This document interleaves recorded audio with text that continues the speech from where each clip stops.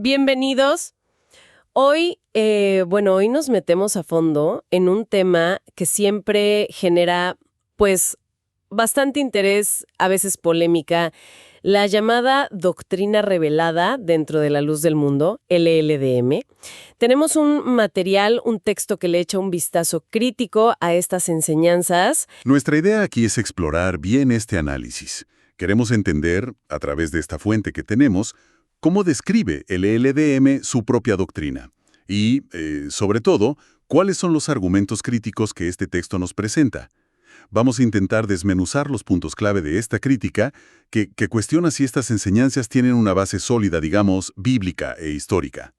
Y el punto de partida, como lo pone nuestra fuente, es algo central para el LLDM. La idea de que sus líderes máximos, los apóstoles, reciben revelaciones directas de Dios. Pero el texto que usamos hoy, pues pone esto en tensión rápido. Sugiere que si uno mira de cerca, muchas de estas revelaciones como que no encajan bien con la Biblia o la historia cristiana más amplia, y que quizás sirven para otra cosa dentro de la organización. Ok, vamos a desglosar esto, con calma. Para empezar, ¿cómo pinta exactamente este texto la manera en que el LLDM presenta su doctrina revelada? Por lo que leemos se describe como un conjunto de enseñanzas que no salen de interpretar textos sagrados, sino que vienen directo de Dios a sus líderes actuales. Es una afirmación fuerte sobre el origen, ¿no? Exactamente. Y lo fascinante aquí en el análisis que estamos viendo es cómo compara las cosas. El texto no se queda solo en describir, sino que pone estas doctrinas, las que dicen que son por revelación divina, frente a la Biblia, sobre todo el Nuevo Testamento, y la historia del pensamiento cristiano. Y el argumento que saca de ahí, según la fuente, es que una buena parte de esas enseñanzas como que no tienen un paralelo claro, una base directa en esas fuentes que el cristianismo tradicional considera fundamentales. Y aquí es donde el análisis, digamos, se pone más agudo. La fuente sugiere que esta falta de conexión no es casualidad.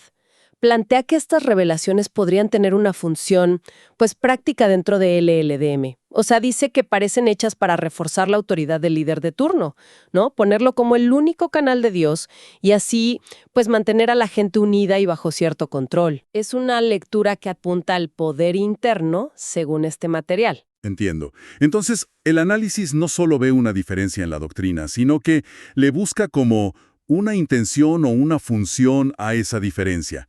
A ver, profundicemos en eso del contraste con la Biblia que menciona la fuente. Cita un pasaje en específico, Hebreos 1, versículos 1 y 2. ¿Por qué es tan importante este pasaje según el análisis? Claro, ese pasaje es clave para el argumento del texto. Hebreos 1:1-2 dice algo así como, Dios que habló hace mucho tiempo, de distintas maneras a nuestros antepasados por medio de los profetas, en estos últimos tiempos nos ha hablado por medio del Hijo. La interpretación que saca la fuente de aquí es una idea central en la teología cristiana más común, que la revelación completa, la definitiva de Dios, vino con Jesucristo. O sea, la idea es que con Cristo la comunicación de Dios llegó a su punto máximo, ¿no? Y la implicación de eso, según la fuente, es bastante clara, ¿cierto? Si la revelación ya está completa en Cristo, ¿qué lugar queda para doctrinas nuevas, fundamentales, reveladas después? Justo ahí está el punto. Esa es la tensión que marca el análisis. Desde la perspectiva que presenta el texto, si aceptas esa idea de Hebreos, pues se vuelve difícil encontrar en la Biblia algo que apoye la idea de que Dios seguiría revelando doctrinas totalmente nuevas y súper importantes a través de personas específicas siglos más tarde. Una cosa es la guía del Espíritu Santo o que te ilumine para entender lo que ya se reveló, y otra cosa muy distinta, dice esta crítica, es recibir todo un cuerpo doctrinal nuevo y obligatorio. Aquí es donde la cosa se pone realmente interesante, porque la conclusión que saca la fuente de este contraste es muy fuerte. Dice que la enseñanza de LDM sobre una revelación especial continua para sus líderes, una revelación que, ojo, según el texto, les da una autoridad casi total para interpretar y su palabra es como la de Dios, pues que eso se aleja mucho de lo que el análisis llama la fe bíblica tradicional. Y no solo que se aleja, sino que el análisis sugiere una consecuencia directa de esto. Al poner al líder como el único que recibe e interpreta la voluntad divina actual, se crea, según esta visión, una dependencia enorme de los miembros hacia esa figura. La relación personal con Dios o la interpretación propia de las Escrituras en la práctica queda como subordinada a lo que diga el líder. El texto lo ve como un cambio de centro de autoridad, de Dios y las Escrituras hacia una persona. Eso es. Es un punto clave del argumento, sí. Pero el análisis no para ahí. Habla de otro tema crítico: la consistencia. O sea, ¿qué tan consistentes son estas revelaciones a lo largo del tiempo? ¿Qué dice la fuente sobre eso? Sí, ese es otro punto fuerte de la crítica. El texto señala que si miras la historia del LDM, notas cambios, ajustes en lo que se ha presentado como doctrina revelada en distintos momentos. No siempre son contradicciones así de frente, pero sí modificaciones importantes. Por ejemplo, cosas que antes eran mandatos divinos súper estrictos, con el tiempo quizás se suavizaron, se volvieron opcionales o hasta se reinterpretaron de una forma que antes pues ni se pensaba. ¿Y el análisis da ejemplos concretos o se queda más en la idea general? Este texto en particular se enfoca más en la dinámica, ¿sabes? Usa ejemplos más conceptuales para explicarlo. Menciona cómo ciertas prohibiciones pudieron relajarse, o cómo conductas que antes eran pecado, bajo una nueva revelación, pues encontraron justificación o se vieron diferente. La idea no es tanto hacer una lista de cada cambio, sino señalar el patrón. Que hay cambios. Y esto plantea una pregunta importante, desde la perspectiva del análisis, claro. Si se supone que vienen de Dios, que normalmente se piensa como alguien que no cambia, ¿cómo se explican estos cambios en la doctrina? Esa es justo la pregunta que mueve la crítica en este punto. La fuente argumenta que el hecho de que existan estas inconsistencias o adaptaciones sugiere que el origen quizás no es tan divino como dicen. Plantea que estos cambios parecen responder más a necesidades humanas, a lo que le conviene a la organización en un momento o adaptarse a nuevas situaciones sociales o internas, más que a una verdad revelada eterna, fija. Para este análisis crítico, esta flexibilidad doctrinal como que debilita la idea de que viene del cielo y apunta más a algo construido, más humano, más terrenal.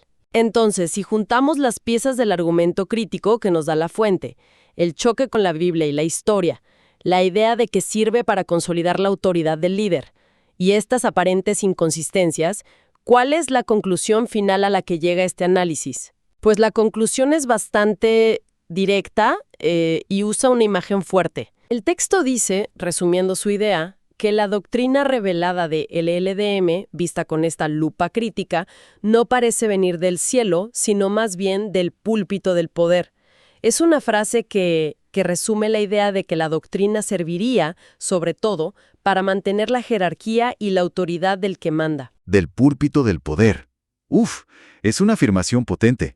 El análisis explica un poco más qué hay en esa mezcla doctrinal que describe. Sí, la descripción final que da la fuente es la de una mezcla. Algo complejo.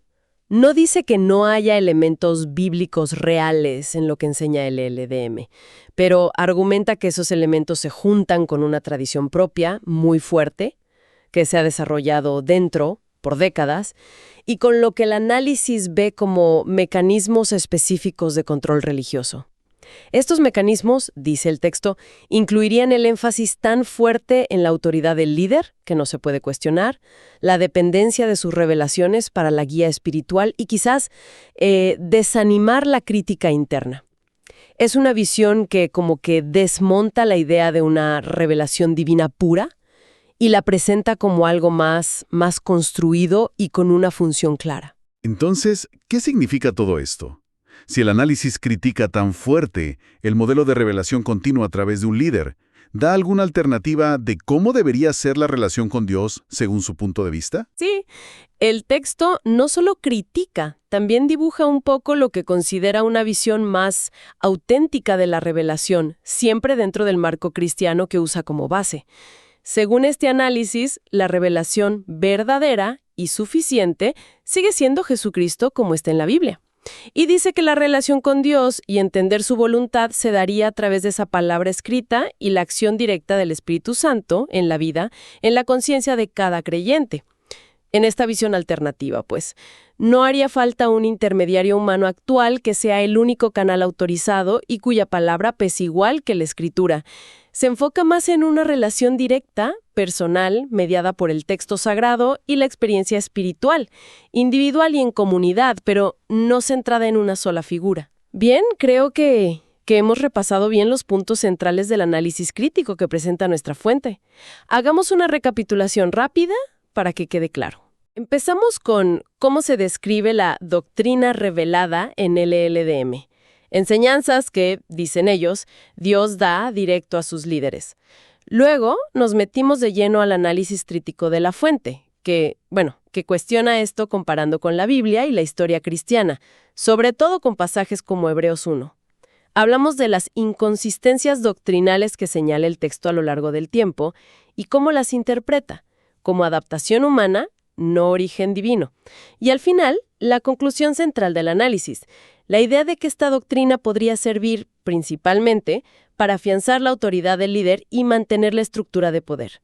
Esa idea que resume la frase del púlpito del poder. Y también vimos la alternativa que propone, una fe centrada en Cristo, la Escritura y el Espíritu en cada persona. Sí, es una buena síntesis. Y creo que vale la pena pararnos un segundo en la diferencia fundamental que este análisis, aunque no lo diga así tal cual, pone sobre la mesa. Nos hace pensar en la diferencia entre dos modelos de fe o de autoridad religiosa. Por un lado, una fe que se basa sobre todo en textos que se consideran fundacionales y como cerrados, ¿no? Como la Biblia para muchos cristianos. Ahí la autoridad está en interpretar esos textos. Y por otro lado, un modelo donde la autoridad principal la tienen líderes de hoy, a los que se les atribuye recibir revelaciones nuevas, continuas, obligatorias. Son formas muy distintas de ver dónde está la fuente última de la verdad y la guía espiritual. Este análisis claramente se inclina por el primer modelo y critica el segundo, tal como lo ve en el LLDM. Esa distinción es clave, sí, y nos deja con una reflexión final, algo para seguir pensando más allá de este análisis puntual. Si tomamos en cuenta los argumentos de la fuente sobre cómo las interpretaciones de lo divino o las supuestas revelaciones pueden cambiar, adaptarse o, según la crítica, hasta servir para reforzar estructuras de poder, ¿qué herramientas o qué criterios podría usar una persona, y esto aplica en cualquier ámbito, no solo religioso, para tratar de distinguir entre lo que siente como una guía espiritual o un liderazgo auténtico y discursos o doctrinas que, quizás, estén más hechos para fortalecer la autoridad de quien habla? Pensemos en líderes carismáticos, gurús, figuras políticas. ¿Cómo separar la visión genuina de la estrategia de poder? Sobre todo cuando se apela a una autoridad superior o a un saber especial. Es una pregunta compleja, sin respuestas fáciles, claro, pero que el análisis que discutimos hoy nos invita a considerar.